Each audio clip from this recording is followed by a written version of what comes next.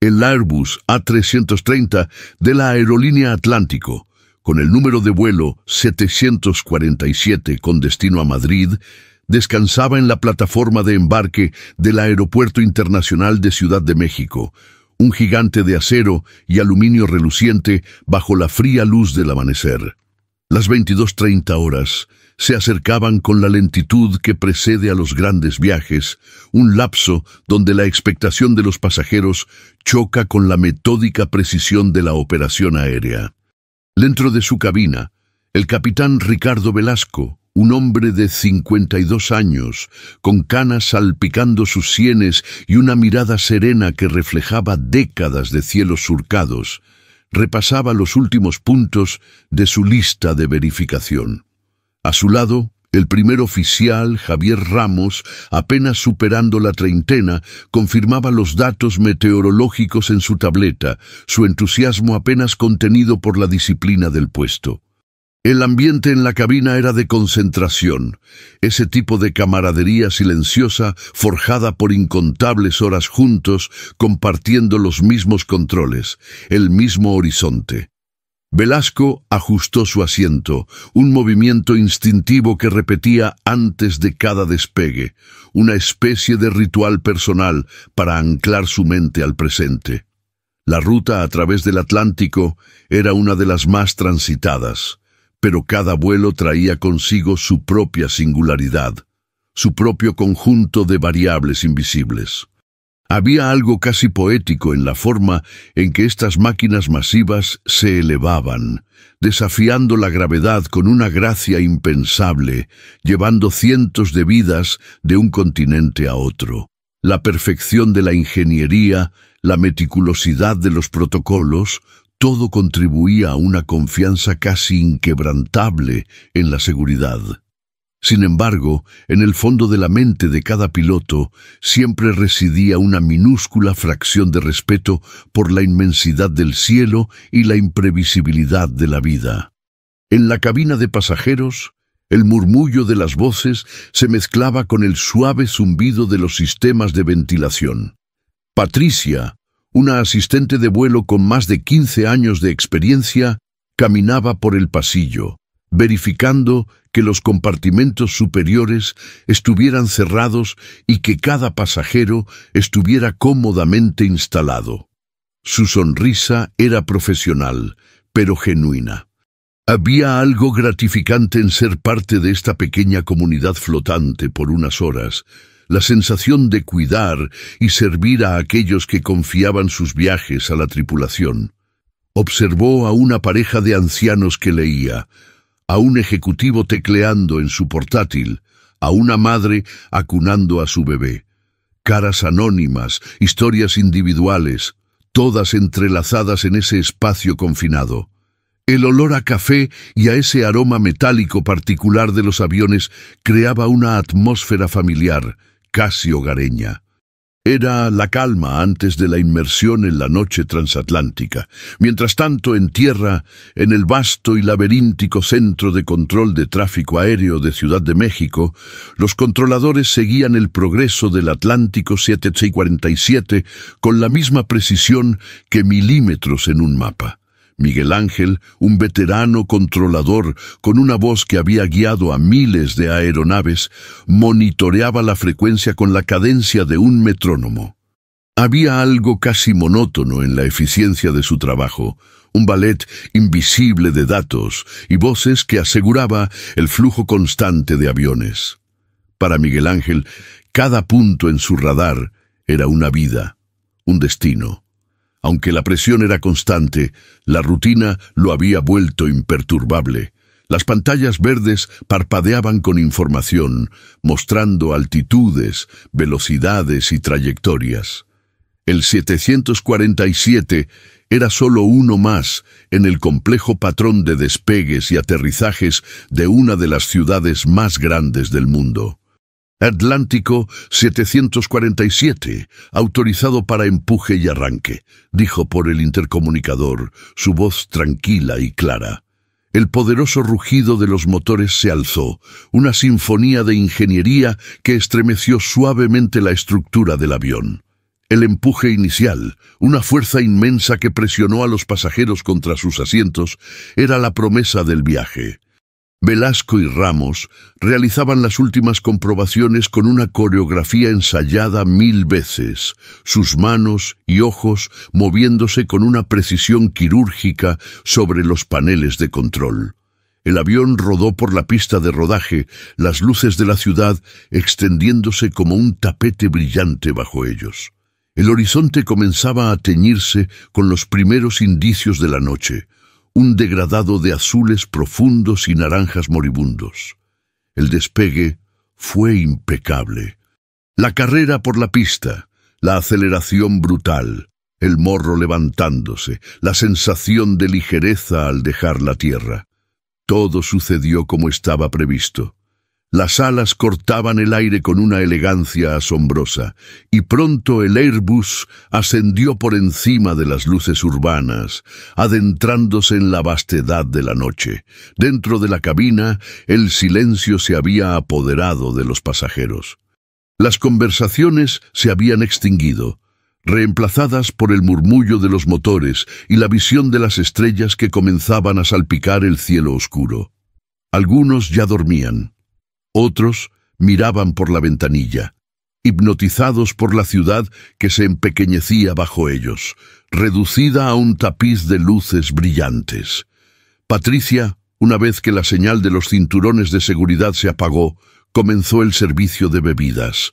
La normalidad se había restablecido por completo. El avión era un microcosmos de vidas individuales, todas flotando juntas a miles de metros sobre el suelo, confiando plenamente en la habilidad de la tripulación y la robustez de la máquina. El vuelo 747 se había convertido en un punto de luz en la inmensidad, una promesa de llegada segura.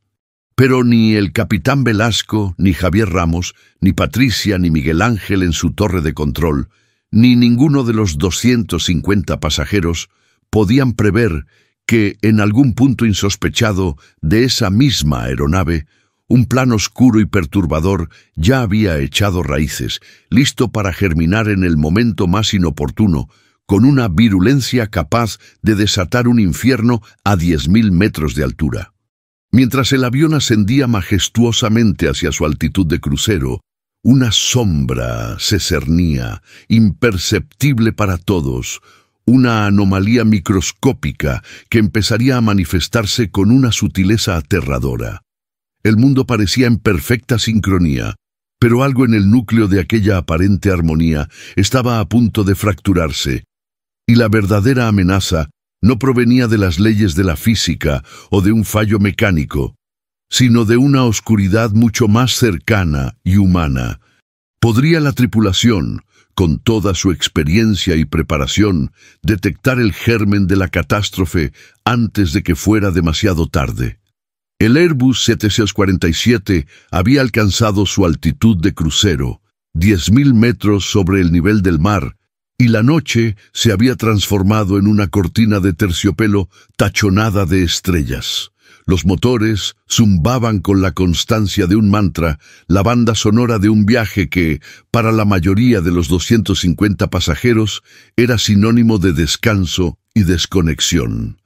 Las luces de la cabina estaban atenuadas, proyectando un suave resplandor ámbar sobre los asientos reclinados y los rostros somnolientos. Algunos dormitaban con antifaces, otros veían películas en las pantallas personales, sus auriculares sellándolos en burbujas de ocio. La normalidad era tan densa, tan palpable, que se sentía casi inquebrantable. En ese ambiente de aparente serenidad, Patricia, con la destreza y el ojo agudo que dan 15 años de servicio en las alturas, se movía por el pasillo. Había recogido los últimos restos del servicio inicial y se aseguraba de que todos estuvieran cómodos. Su sonrisa profesional era una segunda naturaleza, pero debajo de ella su mente era un escáner constante. No buscaba amenazas explícitas, sino anomalías. Un bebé inquieto, una luz de llamada desatendida, un pasajero con síntomas de malestar. Eran los pequeños detalles los que formaban el tejido de su jornada, y su intuición, pulida por miles de vuelos, era su herramienta más valiosa. Fue entonces cuando su mirada se detuvo en el asiento 17C. El pasajero, un hombre de unos 40 años con cabello oscuro y piel pálida, no encajaba en el patrón de quietud que la rodeaba. No dormía, ni miraba la pantalla, ni leía. En su lugar, sus ojos, inusualmente abiertos y brillantes, escaneaban la cabina con una intensidad que rozaba la obsesión. Sus movimientos eran espasmódicos, se encogía y se estiraba, como si intentara deshacerse de una tensión interna. Sus manos estaban ocultas bajo una chaqueta, pero Patricia notó cómo sus nudillos, blancos de la presión, se apretaban rítmicamente. A pesar de la temperatura controlada de la cabina, finas gotas de sudor perlizaban su frente. Era una anomalía sutil, un punto disonante en la sinfonía del vuelo, pero para Patricia era un eco que resonaba con la experiencia de algo fuera de lugar. Su instinto le gritó, ¡atención! Continuó su camino, pero su radar interno ya estaba fijado en el 17C. Mientras asistía a una pasajera de la fila de al lado, sus ojos se desviaban discretamente hacia él.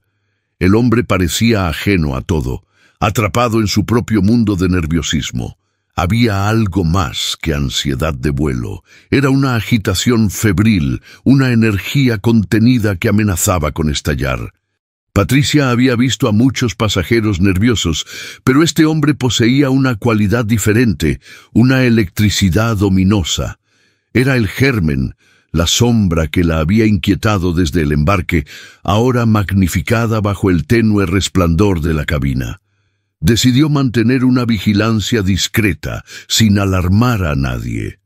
El protocolo indicaba observar, reportar si fuera necesario, pero, por encima de todo, mantener la calma. En la cabina de mando, ajenos a la semilla de la perturbación que brotaba en el interior de la aeronave, el capitán Velasco y el primer oficial Ramos intercambiaban impresiones con la relajada profesionalidad de quienes han realizado esta ruta incontables veces. Los sistemas mostraban lecturas óptimas, velocidad de crucero, altitud estable, rumbo correcto. La voz de Miguel Ángel desde el control de tráfico aéreo en México se había desvanecido hace mucho, reemplazada por la de los controladores oceánicos, cuya cadencia era un eco tranquilizador en la noche. Velasco pensó en su esposa, en el fin de semana que le esperaba en Madrid. Ramos repasaba mentalmente los detalles de su escala, con el entusiasmo de un joven que aún encontraba maravilla en los viajes transatlánticos. El tablero de instrumentos parpadeaba con información vital, pero nada indicaba la más mínima desviación de la normalidad. La perfección de la máquina contrastaba con la imprevisibilidad latente del elemento humano. De repente, un movimiento brusco y totalmente inesperado rompió la quietud de la cabina de pasajeros. El hombre del asiento 17C se desabrochó el cinturón con una violencia repentina, un chasquido agudo que resonó en el silencio. Se puso de pie con una agilidad sorprendente, su rostro transfigurado por una expresión de determinación gélida, casi maníaca. No era la lentitud de un pasajero que busca ir al lavabo, ni la torpeza de alguien desorientado. Era un movimiento deliberado, un impulso irreprimible. Varios pasajeros levantaron la vista, sorprendidos por la irrupción. Patricia, que se encontraba a solo unos metros, reaccionó al instante. «Señor, por favor, permanezca sentado», dijo Patricia con una voz que, aunque controlada, llevaba un matiz de autoridad inconfundible. Su postura se tensó, sus ojos fijos en el hombre. Él no respondió, sus pupilas dilatadas mirando más allá de ella, hacia la parte delantera del avión. Un escalofrío recorrió la espalda de Patricia. No era una desobediencia habitual, era otra cosa. Cuando el hombre dio un paso decidido hacia la proa del avión, Ignorando su advertencia, Patricia supo que la normalidad se había roto de forma irrevocable. Su mano se extendió instintivamente para interceptarlo, para detener su avance, pero en el instante en que sus dedos casi lo tocaron, el hombre hizo un movimiento rápido y evasivo. Fue un desplazamiento casi imperceptible, un reflejo entrenado, y al hacerlo, una parte de su chaqueta se abrió brevemente. Por una fracción de segundo, Patricia captó un brillo metálico, oscuro y pesado, oculto bajo la tela. Su corazón dio un vuelco. No podía ser. La inocencia del vuelo había estallado en 1000 pedazos. Justo en ese momento, un leve pero inconfundible sonido llegó a los oídos de Patricia, ahogado casi por el zumbido de los motores. Un suave clac metálico. Venía de la parte delantera del avión, muy cerca de la cabina de mando. Era un ruido que no pertenecía a la armonía mecánica del vuelo, un sonido de algo que no debía estar allí, un eco helado de una puerta manipulada. ¿Era posible que la amenaza ya hubiera encontrado un camino más allá de su alcance y que el destino de todos a bordo estuviera ahora pendiendo de un hilo tan delgado como el tiempo que tardaran en reaccionar? El suave clac metálico resonó en la mente de Patricia como un disparo. Una alarma ancestral se encendió en su cerebro, anulando el pensamiento racional por una fracción de segundo. Ese sonido, el brillo furtivo del metal, el rostro transfigurado del hombre del 17C, todo se fusionó en una certeza aterradora. No era un simple pasajero desorientado. Cuando el hombre se lanzó hacia adelante con una velocidad sorprendente, Patricia reaccionó por puro instinto. ¡Alto!, gritó, una palabra que se perdió casi por completo en el rugido constante de los motores. Extendió su brazo para interceptarlo, pero él, con una fuerza inesperada, la empujó a un lado. No fue un empujón cualquiera, fue un movimiento violento, desestabilizador, que la hizo tropezar y chocar contra una fila de asientos. En ese instante, su chaqueta se abrió por completo, revelando la silueta inconfundible de un martillo de cabeza pesada, el metal brillando bajo las luces tenues de la cabina. Era un arma, brutal y primitiva, lista para desatar el horror. Un murmullo de incredulidad y miedo se extendió por las filas cercanas. Algunos pasajeros, que aún no comprendían la magnitud de la amenaza, solo vieron a una azafata caída y a un hombre corriendo hacia la cabina de mando. Otros, los que habían sido testigos del empujón y del destello metálico, sintieron cómo el pánico empezaba a apoderarse de ellos. «¡Tiene un martillo! ¡A la cabina!», gritó una mujer, su voz aguda y teñida de histeria, rompiendo el tenue velo de normalidad que aún se aferraba al avión. Patricia se recuperó con una agilidad forzada por la adrenalina. Vio la puerta de la cabina, normalmente impenetrable, ahora ligeramente entreabierta, y la figura del agresor desapareciendo por ella. La noción de seguridad absoluta, de la fortaleza inexpugnable que representaba esa puerta, se hizo pedazos. Dentro de la cabina de mando, la transición del sosiego al infierno fue instantánea.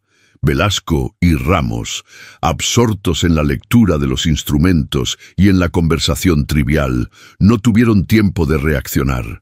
El clac que Patricia había escuchado era el sonido del mecanismo de seguridad de la puerta siendo forzado con una herramienta rudimentaria, pero efectiva. Un instante después, la puerta se abrió de golpe y el hombre irrumpió, su rostro un mosaico de furia inquebrantable y ojos desorbitados. No habló, no dudó.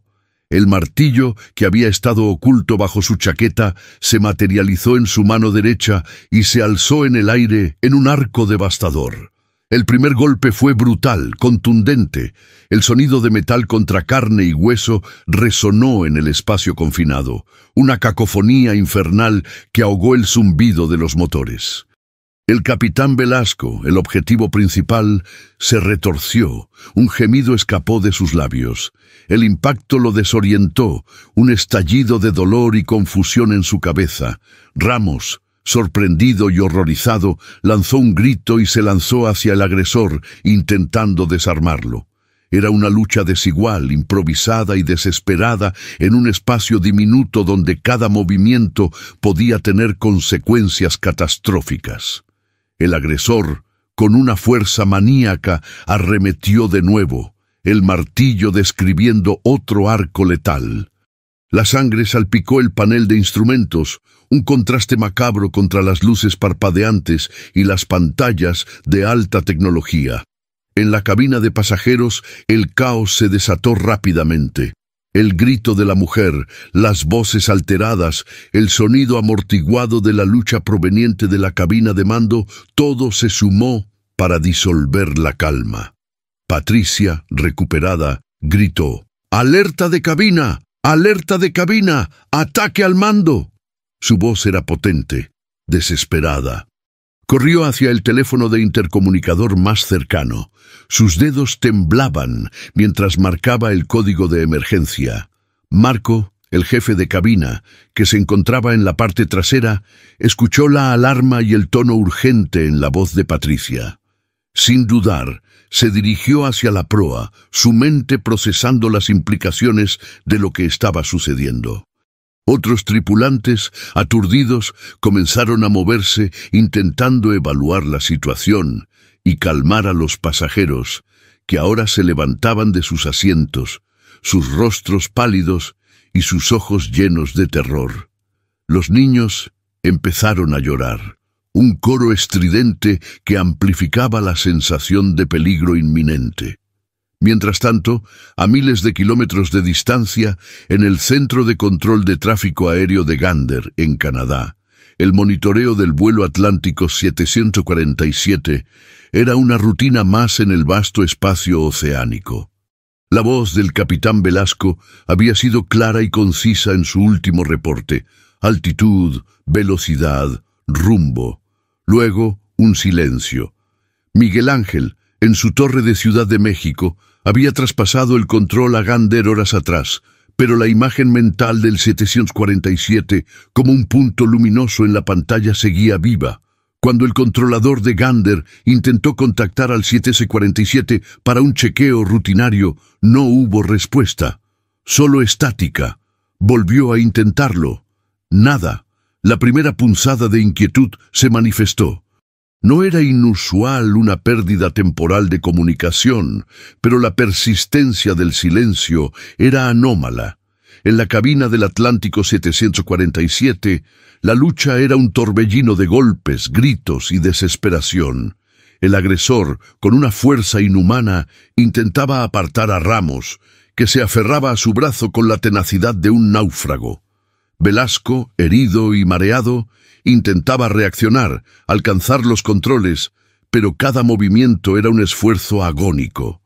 La cabina se había convertido en un campo de batalla claustrofóbico, con los instrumentos parpadeando en un ritmo ajeno a la violencia que se desataba a su alrededor. El piloto automático, ajeno al pandemonio, mantenía el rumbo y la altitud, pero el control manual, la capacidad de tomar decisiones vitales en un instante, estaba comprometido. El avión se había convertido en un barco sin timonel, a merced de una furia irracional. ¡Ayuda! ¡Ayuda! La voz de Ramos se ahogaba teñida de un miedo primordial. El martillo impactó de nuevo, esta vez sobre su hombro, provocándole un grito gutural. Patricia, llegando a la puerta de la cabina, vio la escena. La sangre, el martillo levantado de nuevo, el rostro desfigurado de Velasco. Sin pensarlo dos veces, se lanzó hacia el agresor, su pequeña figura contra la furia de un hombre. En ese mismo instante, desde la cabina, una señal de emergencia codificada, un Squawk 7500, código de secuestro, se transmitió brevemente. un pulso de información que escapó al éter antes de que la mano del agresor, en un movimiento desesperado, impactara el panel de control, rompiendo los cristales de una pantalla y quizás silenciando la última comunicación del vuelo. En Gander, el bip del Squawk 7T500 congeló la sangre del controlador. ¡Secuestro! En un instante, la simple pérdida de comunicación se transformó en la más grave de las emergencias aéreas. La adrenalina se disparó. ¡Mayday! ¡Mayday! Atlante 747, Squawk 7-500. Repito, Squawk 7-500. La voz se disparó por los canales, alertando a cada torre y centro de control en el Atlántico Norte. La calma rutinaria se desintegró, reemplazada por la urgencia febril de una crisis a 10.000 metros de altura. Pero, ¿qué estaba ocurriendo exactamente dentro de ese avión? ¿Y cuánto tiempo más podrían los pilotos resistir el asalto, con el destino de 250 vidas pendiendo de sus manos heridas? El grito de Patricia resonó en el pasillo, un desesperado eco que se unió al sonido gutural de la lucha proveniente de la cabina de mando. Al lanzarse hacia el agresor, su cuerpo impactó contra el de él con una fuerza sorprendente, nacida de la pura adrenalina y el instinto de proteger. El martillo, que estaba a punto de descender de nuevo sobre la cabeza de Ramos, se desvió ligeramente, golpeando el panel superior de instrumentos con un chasquido metálico que hizo saltar chispas y apagó una sección de las luces de la cabina. Por un instante, la oscuridad parcial añadió un velo de irrealidad a la escena infernal. El agresor, momentáneamente desequilibrado por el impacto de Patricia, rugió de frustración y la empujó con una fuerza brutal. Su espalda golpeó el marco de la puerta de la cabina, el dolor irradiando por su columna vertebral, pero su mente se negó a ceder. Dentro, Javier Ramos, con la cara empapada en sudor y sangre, aprovechó la distracción para aferrarse al brazo del atacante que sostenía el martillo. Sus manos, firmes a pesar del pánico, se cerraron alrededor de la muñeca del agresor. Era un pulso de fuerza bruta, un tira y afloja por el control de la única arma en esa cabina, una batalla que definía la vida o la muerte. Ricardo Velasco, aturdido y con un hilo de sangre corriéndole por la sien, intentaba desesperadamente recuperar la conciencia plena. Sus ojos, aunque nublados, se fijaron en los controles de vuelo. Veía las lecturas del piloto automático, la altitud estable, el rumbo correcto, pero sabía que la situación era una bomba de tiempo. Un movimiento en falso, un golpe en un control vital, y el Airbus 747 se convertiría en un proyectil descontrolado. Desde el pasillo, el jefe de cabina, Marco, apareció corriendo, su rostro contraído por la incredulidad y el horror. Había procesado el mensaje de Patricia, pero la imagen que tenía ante sí era mucho más aterradora de lo que cualquier entrenamiento de emergencia podría haber simulado. Vio a Patricia, tambaleándose pero reincorporándose, y el cuerpo a cuerpo dentro de la cabina. Sin un segundo de vacilación, se unió a la refriega, lanzándose contra el agresor, 3 contra 1. La cabina de mando, ya de por sí un espacio confinado, se convirtió en una maraña de cuerpos, forcejeos y desesperación. Las alarmas de los sistemas comenzaron a sonar esporádicamente, pitidos agudos que se mezclaban con los gritos ahogados y el jadeo de la lucha. El panel de instrumentos, antes un modelo de orden y precisión, ahora estaba salpicado de sangre y amenazado por golpes ciegos. En la cabina de pasajeros, el murmullo de terror se había transformado en un crescendo de gritos y llantos. Los que estaban más cerca de la proa habían visto el martillo, la sangre, la ferocidad del ataque. El pánico, una bestia primigenia, corría por los pasillos. Una madre abrazaba a sus hijos, susurrándoles plegarias. Un ejecutivo, que antes tecleaba en su portátil, ahora miraba con los ojos desorbitados, su mente incapaz de procesar la pesadilla que se desplegaba ante él. Otros pasajeros, en un intento inútil por escapar de la visión, se agolpaban en la parte trasera del avión, creando un embudo humano. La ausencia de comunicación clara por parte de la tripulación, atrapada en la lucha, alimentaba aún más la histeria. Los asistentes de vuelo restantes intentaban desesperadamente mantener el orden y tranquilizar a la gente, pero sus voces se perdían en el tumulto. «Mantengan la calma, por favor, mantengan la calma», gritaban, sus propias voces temblorosas. Mientras tanto, a miles de kilómetros sobre el Atlántico, la alerta en Gander era frenética. El controlador de tráfico aéreo, un hombre experimentado llamado Frank, que había pasado más de 30 años guiando aeronaves por el corredor oceánico, sentía un escalofrío helado en la columna vertebral. El Squawk 7500 del Atlántico 747 era inconfundible. En sus monitores, el punto verde que representaba el vuelo seguía su trayectoria, imperturbable. Pero la señal de emergencia gritaba una historia de horror. Atlántico 747, Gander Control. ¿Cuál es su estado? Repito, Atlántico 747. ¿Cuál es su estado? Hay una emergencia a bordo. La voz de Frank, normalmente monótona, ahora estaba cargada de una urgencia palpable. Solo obtuvo silencio. Un silencio denso, pesado, que se extendía por la vasta soledad del océano. La ausencia de respuesta era más aterradora que cualquier explosión en la radio. Sabían que algo terrible estaba sucediendo, pero estaban ciegos, sordos, impotentes. En la cabina de mando del 747, el agresor, a pesar de los esfuerzos combinados de Ramos, Patricia y Marco, logró girar su cuerpo con una fuerza inesperada.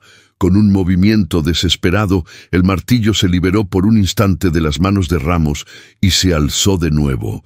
No apuntaba a ninguno de los tripulantes directamente, sino al panel de control principal, a los cerebros electrónicos que gobernaban la aeronave. Era un intento de caos total, de desatar una catástrofe que no dejaría supervivientes. Velasco, que había logrado arrastrarse levemente, vio el movimiento. En una fracción de segundo, un instinto primordial y la experiencia de miles de horas de vuelo le dictaron una acción suicida pero necesaria. Con un grito ronco, se arrojó hacia adelante, interponiendo su propio cuerpo entre el martillo y los controles.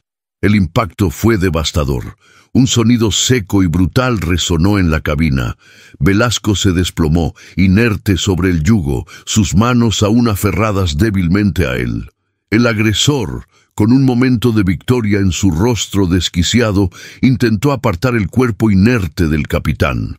Pero la acción desesperada de Velasco había creado una barrera momentánea, un último acto de sacrificio. Patricia y Marco, aprovechando la confusión del atacante, se lanzaron de nuevo. Patricia logró arrebatar el martillo de las manos del hombre con un giro violento de su muñeca, y Marco, con toda la fuerza de su cuerpo, lo inmovilizó contra la pared de la cabina. Javier Ramos, herido pero lúcido, se lanzó sobre los controles, intentando evaluar el daño y recuperar el mando total del avión. Pero la escena ante sus ojos era desoladora. El capitán Velasco yacía inmóvil y el panel de control, aunque no completamente destruido, mostraba varias luces de advertencia parpadeando en rojo, señal de sistemas comprometidos. La brújula digital vibraba erráticamente y el altímetro marcaba pequeñas fluctuaciones. El avión, aunque aún en piloto automático, había sufrido un impacto y su respuesta a los comandos manuales era impredecible. La noche, vasta y oscura, parecía engullirlos. En ese instante de aparente control, cuando el agresor fue finalmente reducido y el martillo asegurado, un nuevo horror se manifestó. Una alarma estridente, más aguda y penetrante que todas las anteriores, llenó la cabina. Era el aviso de despresurización de la cabina. El impacto del martillo, o quizás la misma lucha salvaje, había comprometido la integridad estructural en algún punto vital, o roto una de las ventanillas blindadas de la cabina de mando. El aire frío y ralo a 10. 0,0 metros comenzó a colarse silbando, haciendo que las máscaras de oxígeno cayeran automáticamente de los compartimentos superiores en la cabina de pasajeros. Un escalofrío gélido, literal y metafórico, recorrió el avión. El mundo, que antes era una burbuja cálida y segura, ahora se abría a la inmensidad hostil del cielo. La lucha había terminado, pero la verdadera batalla por la supervivencia apenas comenzaba. ¿Cómo podrían navegar la inmensidad del océano con un avión herido, un capitán inconsciente y un agresor capturado, mientras el aire escapaba de su burbuja de vida? La alarma de despresurización no solo llenó la cabina de mando, sino que, en cuestión de segundos, su sonido agudo y penetrante invadió también la cabina de pasajeros, acompañado por un silbido creciente que indicaba la fuga incesante del aire. Un frío glacial, de un tipo que congelaba la piel al instante, comenzó a colarse por cada rendija, haciendo que el ambiente se llenara de una bruma tenue y gélida. Las máscaras de oxígeno, con sus cordones elásticos y bolsas amarillas, cayeron automáticamente de los compartimentos superiores, balanceándose ominosamente sobre las cabezas de los pasajeros. El murmullo de terror se convirtió en un grito colectivo, un alarido primal de miedo y desesperación. Niños lloraban con pánico, sus pequeños pulmones buscando aire que se enrarecía a cada instante. Adultos, con los ojos desorbitados, intentaban torpemente agarrar las máscaras, confundidos por el protocolo que, en su mayoría, habían ignorado en las demostraciones de seguridad previas. La cabina, que apenas segundos antes era un refugio de comodidad, se transformó en un espacio de asfixia y congelación, un infierno blanco y ruidoso. Dentro de la cabina de mando, la prioridad de Javier Ramos cambió drásticamente. Aún con el dolor pulsando en su hombro herido y la vista nublada por la sangre que goteaba de una herida en la frente, su entrenamiento tomó el control. Su primera acción fue agarrar la máscara de oxígeno que había caído frente a él y colocársela con una mano temblorosa, pero firme. El aire frío y denso que aspiró, mezclado con la conciencia de Velasco, inerte sobre el yugo, y el agresor, ya inmovilizado contra la pared por Marco y Patricia, era una cacofonía de sensaciones. «Máscaras de oxígeno, todos, máscaras de oxígeno». Su voz, amortiguada por el dispositivo, resonó en el intercomunicador de la cabina. Luego, con una rapidez pasmosa, se concentró en el panel de control. Las luces rojas parpadeaban, señalando múltiples fallos, pero la alarma de despresurización era la más urgente. Con una serie de movimientos rápidos y precisos, Ramos activó el descenso de emergencia. La nariz del Airbus se inclinó bruscamente hacia abajo y el poderoso avión comenzó a caer a través del cielo nocturno. La fuerza G negativa empujó a todos contra sus asientos y el pánico en la cabina de pasajeros se intensificó aún más. «Mantengan la calma. Estamos descendiendo a una altitud segura». La voz de Marco, filtrada por su propia máscara de oxígeno, intentaba perforar el caos. Mientras Patricia, con una agilidad sorprendente a pesar del golpe recibido, se aseguraba de que el agresor estuviera firmemente atado con los cinturones de seguridad de las sillas plegables de la cabina y vigilado de cerca, Marco se giraba para ayudar a Ramos a evaluar la magnitud del daño en el panel. El sonido de la fuga de aire era un silbido fantasmagórico que se colaba por alguna fisura invisible, o tal vez, como temían, por una de las ventanillas blindadas de la cabina, ahora rajada. El cuerpo inerte del capitán Velasco seguía recostado sobre el yugo. su respiración superficial, un hilo de vida apenas perceptible. Ramos, con una mirada rápida y desesperada, confirmó que la máscara de oxígeno se había desplegado correctamente sobre su rostro. No había tiempo para más. El avión se desplomaba a través de la estratosfera a una velocidad aterradora, los altímetros cayendo a cada segundo. En Gander, la pantalla de Frank mostraba el descenso dramático del Atlántico 747. El punto verde, que antes seguía una trayectoria horizontal perfecta, ahora se precipitaba hacia abajo, acompañado por el inconfundible Squawk 7500. Descenso de emergencia. Repito, Atlántico 7647 en descenso de emergencia. Frank gritó a su supervisor, su voz teñida de un pánico controlado. La sala de control, normalmente un hervidero de actividad contenida, se convirtió en un centro de crisis frenético. Se hicieron llamadas a la Fuerza Aérea, a los equipos de rescate marítimo, a cualquier entidad que pudiera ofrecer ayuda en el vasto e inhóspito Atlántico. Mientras el avión seguía su caída controlada, Ramos se esforzaba por establecer comunicación. El panel estaba dañado, pero algunos sistemas aún respondían. Conectó su micrófono, su voz temblorosa pero profesional. Gander Control, Atlántico 747. Confirmamos Squawk 7500.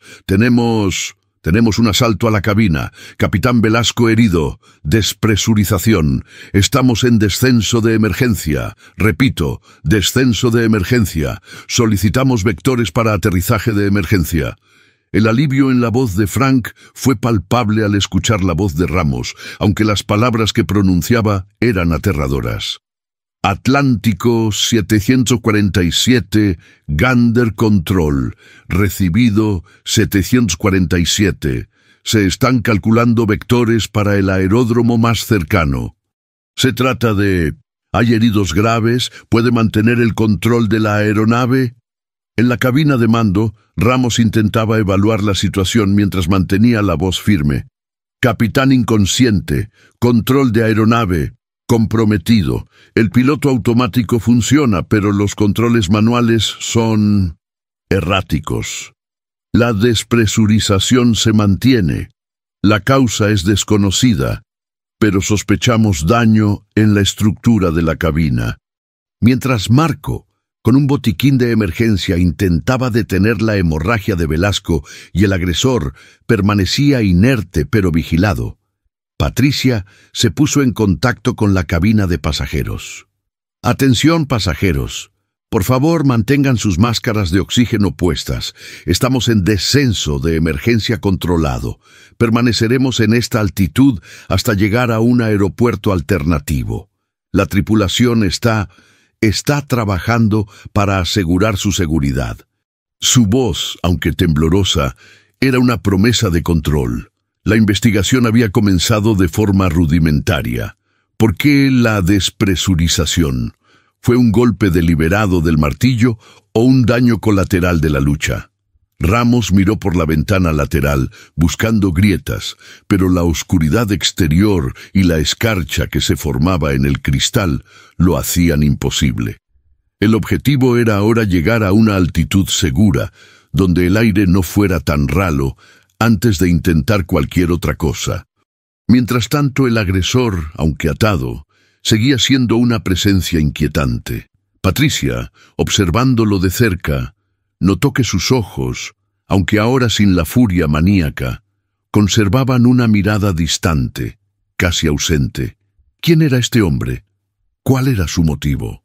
La respuesta, por ahora, se perdía en el caos de la emergencia.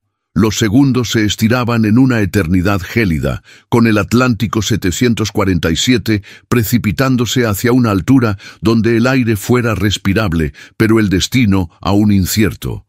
¿Podría Ramos, con su joven experiencia y una cabina de mando destrozada, mantener el control del gigante de metal y guiarlo a un puerto seguro antes de que la aeronave se diera al incesante embate de la emergencia? La caída libre controlada, mientras el Airbus A330 se precipitaba a través de la noche atlántica, era una mezcla aterradora de sonido y sensación. El silbido del aire escapando de la cabina, combinado con el rugido constante de los motores y el incesante pitido de la alarma de despresurización, formaba una sinfonía infernal. La cabina de mando, antes un santuario de control, era ahora un escenario de fragilidad donde cada instrumento parpadeaba con una urgencia que helaba la sangre. Javier Ramos, con la máscara de oxígeno ajustada a su rostro, sentía el aire denso y frío entrar en sus pulmones, un bálsamo momentáneo contra el vertiginoso descenso. Sus manos, firmes sobre el yugo, intentaban compensar la irregularidad de los controles, que respondían con una impredecible lentitud. Los monitores frente a él mostraban la altitud cayendo en picada, 8.000, 7.000, 6.000 metros. El objetivo era alcanzar los 3.000 metros, donde la atmósfera sería lo suficientemente densa como para permitir la respiración sin máscaras, aliviando la carga de los sistemas de oxígeno del avión. La voz de Gander Control, clara y precisa a pesar de la distancia, guiaba sus acciones. Atlántico 747. Continúe descenso a nivel de vuelo 100, rumbo 260. El aeródromo de St. John's es su alternativa más cercana, a 500 millas náuticas. Ramos escuchaba, repetía las instrucciones, su voz apenas un susurro debido al cansancio y la tensión.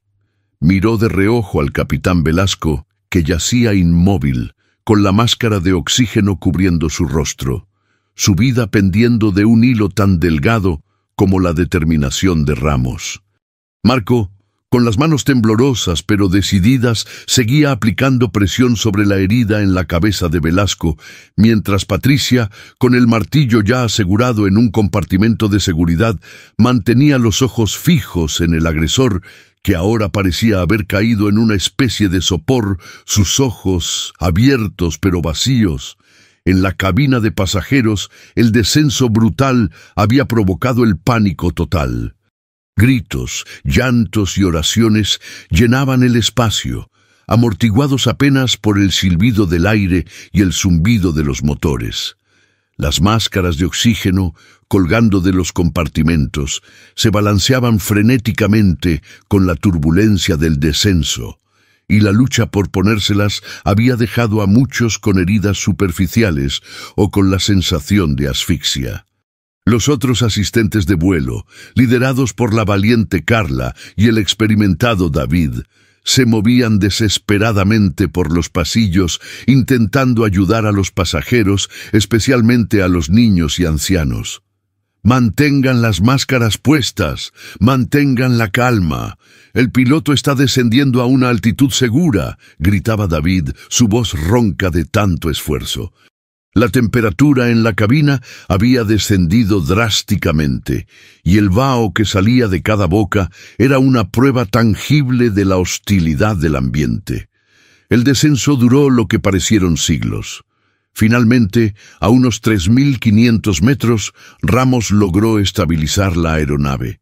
La alarma de despresurización cesó abruptamente, dejando un silencio ensordecedor que fue rápidamente llenado por los sollozos y suspiros de alivio de los pasajeros. Patricia, al escuchar el cese de la alarma, sintió un nudo en el estómago. La despresurización había parado, lo que implicaba que la fisura no era masiva o que la presión se había igualado a la exterior a esa altitud. Pero el aire seguía siendo helado, y la turbulencia se mantenía, un recordatorio constante de que no estaban fuera de peligro. Marco, agotado, confirmó que el pulso de Velasco era débil pero constante. «Sigue vivo, Javier», le dijo, su voz quebrada. El agresor, por su parte, seguía en su estado catatónico, como si la violencia que había desatado nunca hubiera sucedido. Ramos se esforzó por mantener la calma. «Gander Control, Atlántico 747, nivelado a 11.000 pies, despresurización controlada. Necesitamos una evaluación del daño y asistencia médica urgente para el capitán. Solicito una pista lo antes posible. La voz de Frank, el controlador de Gander, irradiaba alivio. Recibido 747, St. John's. Terranova está a 450 millas náuticas, el aeropuerto más cercano. Tiempo estimado de vuelo de emergencia, aproximadamente 50 minutos. Tenemos equipos de emergencia en alerta máxima. Esos 50 minutos se extenderían como una eternidad. Ramos se enfrentaba a un dilema. El piloto automático, aunque funcional, no era totalmente fiable con los controles manuales comprometidos. Las pantallas de navegación mostraban información errática en ciertos puntos, y la brújula digital vibraba como si estuviera poseída. El golpe del martillo había dañado seriamente parte de la aviónica, aunque milagrosamente los sistemas de vuelo esenciales seguían operativos. La decisión de dónde aterrizar sin el capitán y con un avión herido recaía enteramente sobre sus hombros. La cabina se había convertido en un laboratorio improvisado de supervivencia, con Patricia y Marco turnándose para vigilar al agresor y atender a Velasco, mientras Ramos lidiaba con el gigante herido. La temperatura seguía siendo un problema. El frío se colaba por las grietas invisibles en la estructura, haciendo que los pasajeros se acurrucaran bajo las mantas, que apenas ofrecían consuelo. El combustible era otra preocupación. Habían consumido una parte significativa en el ascenso y el descenso de emergencia. Aunque St. John's estaba dentro de su alcance, cualquier retraso o complicación adicional podría ser fatal. La fatiga comenzaba a hacer mella en Ramos. Sus heridas dolían, y el peso de la responsabilidad era inmenso. Tenía que aterrizar un avión de 250 pasajeros con un capitán inconsciente, controles dañados y un secuestrador a bordo. Todo esto en medio de la noche, sobre el inmenso y gélido Atlántico. Mientras se acercaban a la costa de Terranova, la visibilidad se hizo nula. Una espesa niebla, característica de la región, se cernía sobre el aeropuerto de St. John's. Frank lo alertó. Atlántico 747, Gander Control. Tenemos reportes de niebla densa en St. John's. Visibilidad de 1/4 de milla. Están considerando alternativas, pero las condiciones son complejas en toda la región. Un nudo se formó en el estómago de Ramos. Niebla densa. Eso significaba un aterrizaje por instrumentos, sin visibilidad. Una maniobra que ya de por sí requería una precisión extrema y el dominio de un piloto experimentado. Con los controles comprometidos, la tarea era casi imposible. La niebla se cerraba a su alrededor, una pared blanca y opresiva que prometía engullirlos. En el vasto océano, a 3. De 0 metros de altura, con un avión herido y un objetivo borroso por la niebla, el joven primer oficial se preguntó si su preparación, si toda su vida dedicada a volar, sería suficiente para superar esta última y más cruel de las pruebas. La supervivencia del vuelo 747 ya no dependía de la suerte, sino de una hazaña que desafiaba toda lógica y experiencia. ¿Sería capaz Javier Ramos de guiar a ese gigante de metal a través del velo blanco de la muerte, o la niebla sería el último telón para los 250 almas a bordo?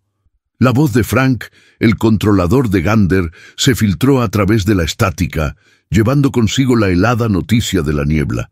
1/4 de milla de visibilidad.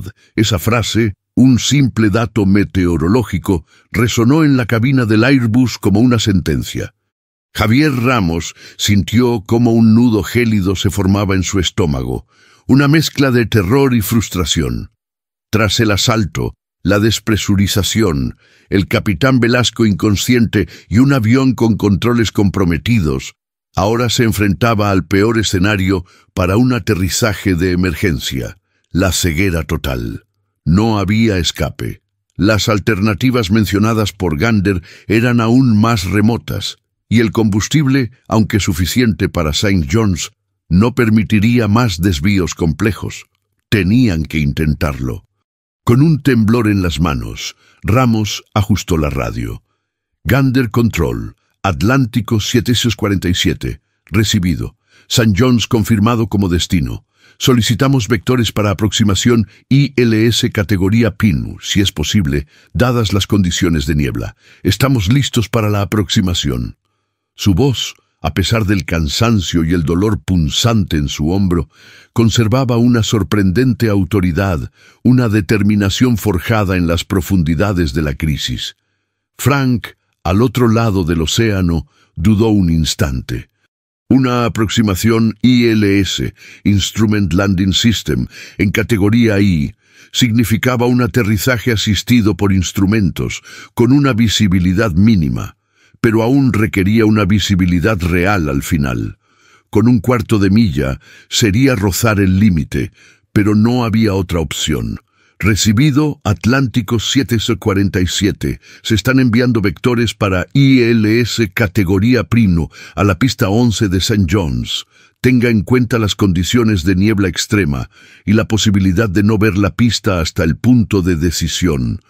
Equipos de emergencia en posición. Tenga cuidado con las cizalladuras de viento reportadas en el acercamiento final. Cizalladuras. Ramos cerró los ojos un instante, la palabra resonando como un eco de otro desastre inminente. Vientos erráticos, cortantes, capaces de desestabilizar un avión en los momentos más críticos del aterrizaje.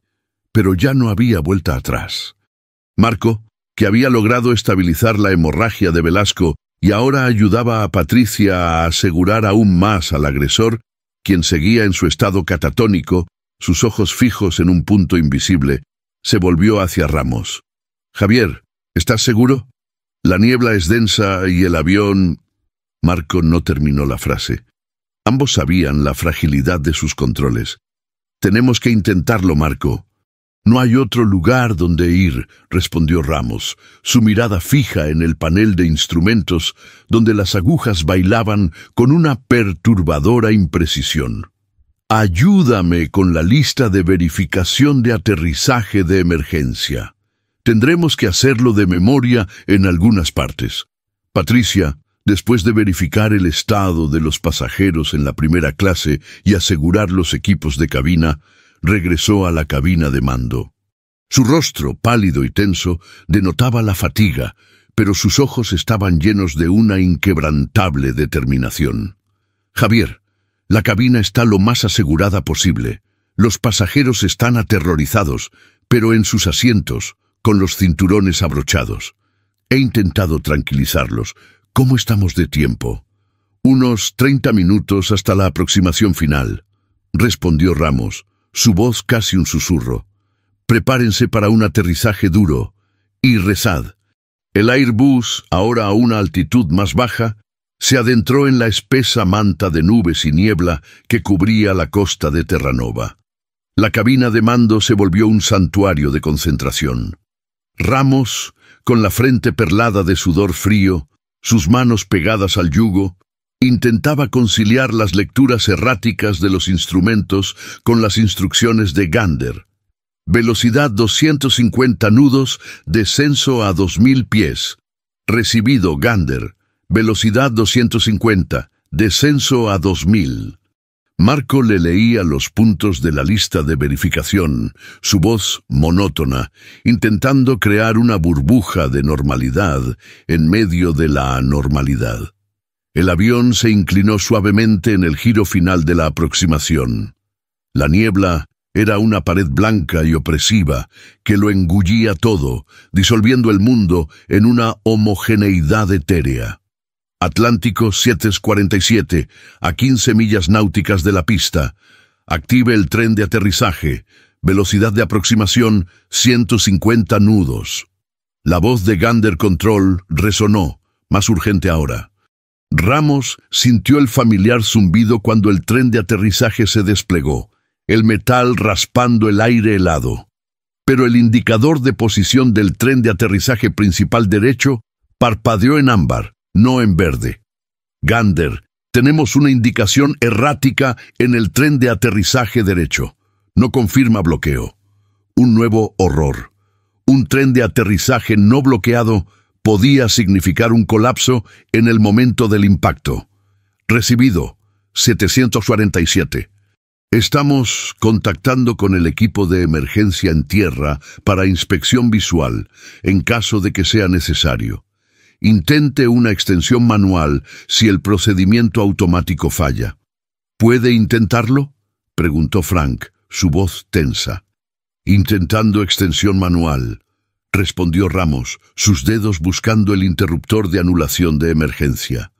El avión se estremeció ligeramente. El indicador siguió en ámbar. No hay cambio. Sigue en ámbar. Suponemos que está extendido, pero no bloqueado, o el sensor está dañado. Un aterrizaje con un tren de aterrizaje comprometido era una pesadilla para cualquier piloto. Para un joven primer oficial, con un capitán inconsciente y un avión dañado, era el abismo.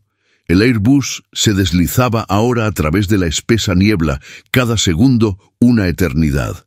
El altímetro digital marcaba el descenso. 1000 pies, 500 pies, 200 pies. Las luces de la pista deberían ser visibles en cualquier momento. ¡Mínimos! ¡Mínimos!, gritó Marco, sus ojos fijos en el altímetro. Nada, solo el blanco implacable de la niebla. El punto de decisión. Si no veían la pista, debían abortar el aterrizaje y volver a intentar. Pero el combustible, la integridad de la aeronave, no tenían margen de error. ¡Continuó!, Ramos declaró, su voz ronca de la tensión, tomando la decisión que podría salvarlos o condenarlos a todos. Se aferró al yugo, sus ojos escaneando el horizonte fantasma, su mente proyectando la imagen mental de la pista que no podía ver. 100 pies, 50 pies. Las alarmas de proximidad del terreno comenzaron a sonar, un cacareo estridente que se unía al pitido de la aproximación. De repente, una ráfaga de viento lateral golpeó el avión con una ferocidad inesperada, una cizalladura que lo zarandeó bruscamente hacia un lado. El Airbus se inclinó peligrosamente. ¡Mantengan el rumbo! ¡Aguanten!, gritó Ramos, aplicando contramedidas desesperadas, batallando con los controles que respondían con exasperante lentitud.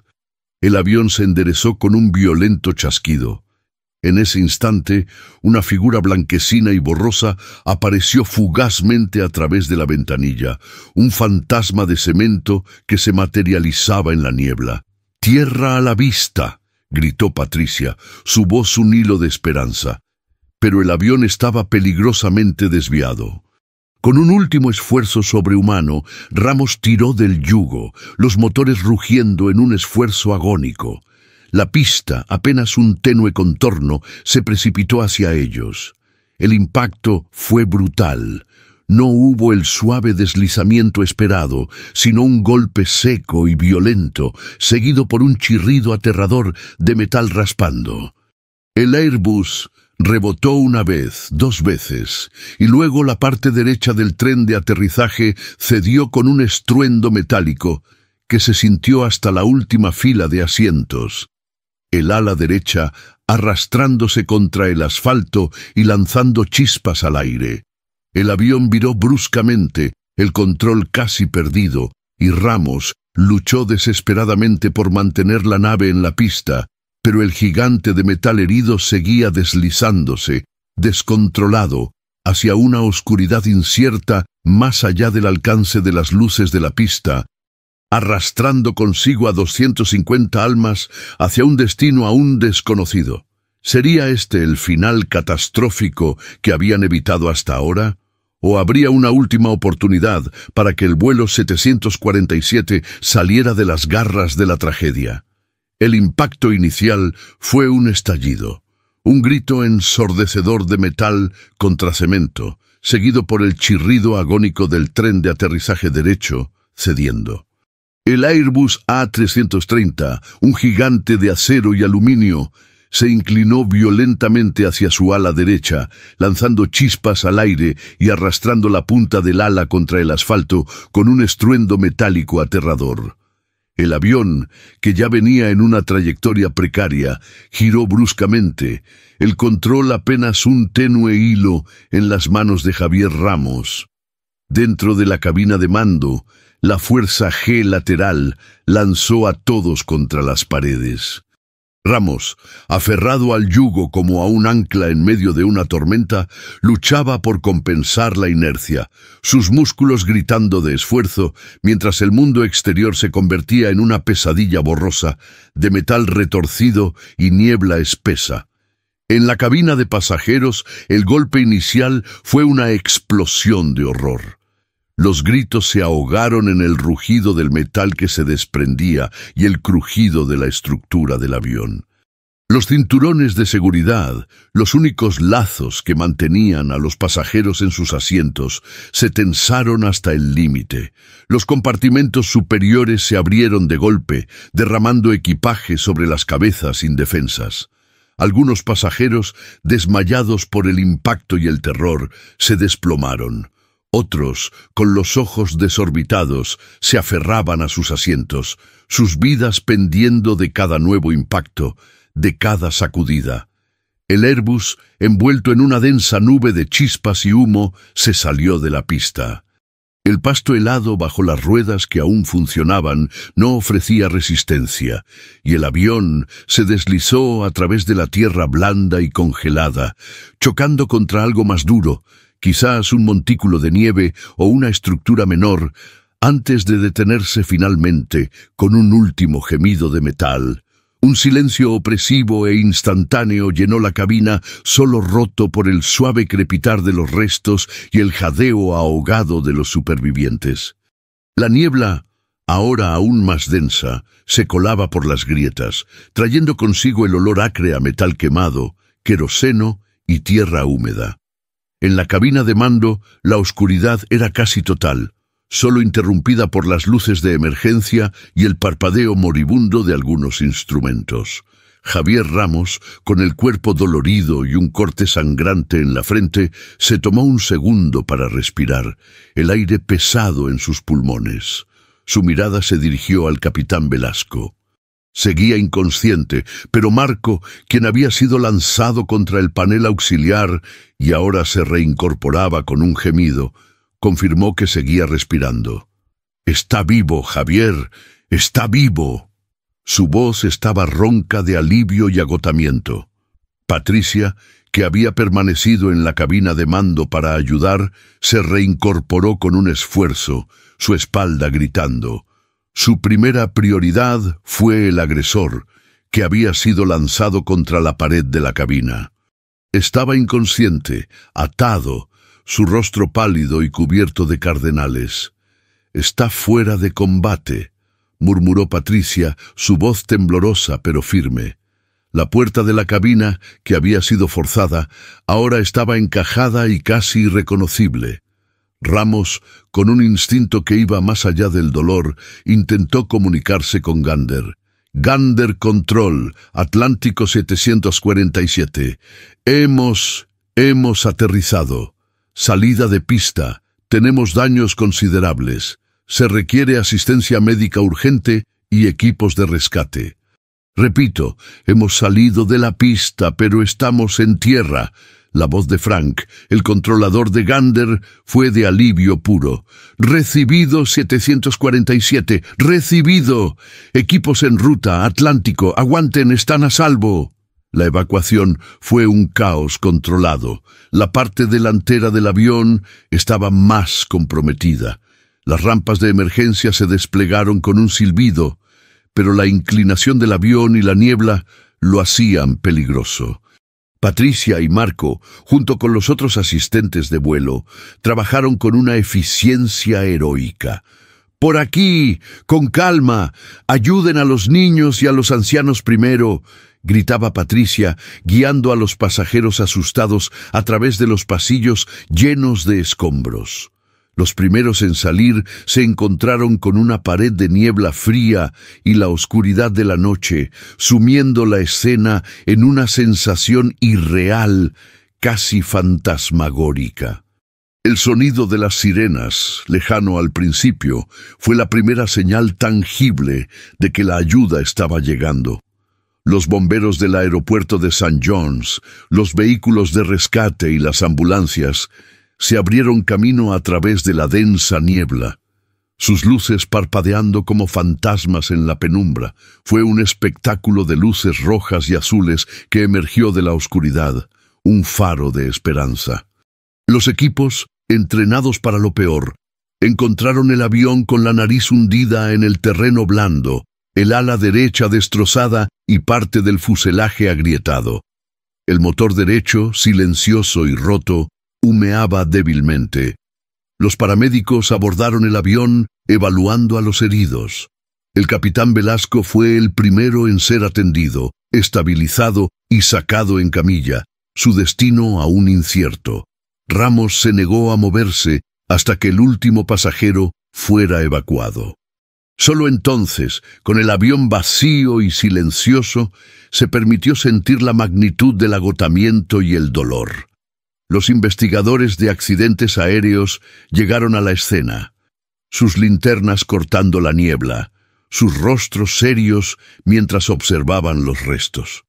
La cabina de mando, con su panel destrozado y las salpicaduras de sangre, ofrecía un testimonio mudo de la batalla que se había librado. El martillo, encontrado en el compartimento donde Patricia lo había asegurado, era la pieza central de la macabra escena. El agresor, identificado posteriormente como un ciudadano con un historial de trastornos mentales y obsesiones conspirativas, fue trasladado a un hospital bajo vigilancia extrema.